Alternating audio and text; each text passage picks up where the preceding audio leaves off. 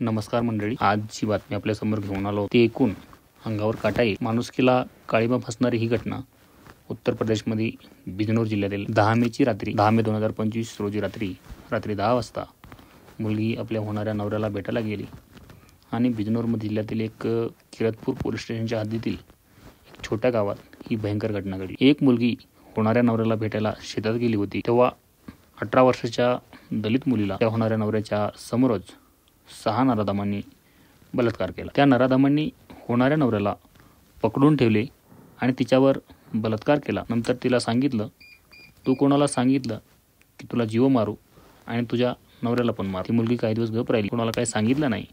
मग काही दिवसानंतर तिचा व्हिडिओ सोशल मीडियात व्हायरल केला. मग त्या मुलीने आवाज उठवला आणि पोलीस स्टेशनमध्ये कंप्लेंट केली. केवळ इतकंच नाही, त्या नराधमांनी या घटनेचा व्हिडिओ काढला आणि तो सोशल मीडियावर व्हायरल केला.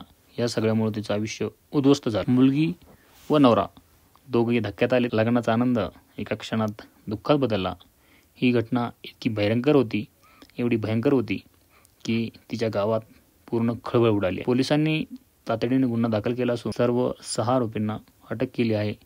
त्यांच्यावर भारतीय दंड संहिता कायदा आणि IT कायद्यानुसार कारवाई करण्यात आली आहे. या घटनेनं पुन्हा एकदा सिद्ध केलंय की समाज अजूनही सुरक्षित नाही. अशा नराधमांना फाशीची शिक्षा व्हायला हवी. लोक समाजात फिरण्याच्या लायकीचेच नाही. मित्रांनो, आज ती मुलगी जिला प्रेम होतं, लग्नाचं स्वप्न होतं, तिचं सगळं आयुष्य एका क्षणात उद्ध्वस्त झालं.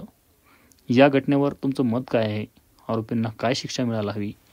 खाली कमेंटमध्ये नक्की सांगा. या मुलीवर झालेला अत्याचार हे फक्त तिच्यावर नाही, तर आपल्या सगळ्या समाजावर, आपल्या बहिणीवर, आपल्या मुलीवर झालेला एक हल्ला आहे. आज तिच्या आवाजासाठी आपण उभं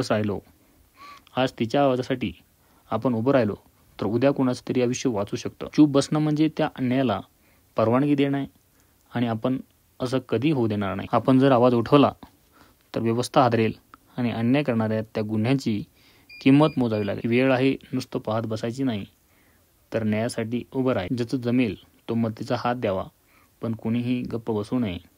आज शेअर केलेला हा व्हिडिओ, एक शब्द, एक कमेंट उद्या एखाद्याचं आयुष्य वाचू शकतं.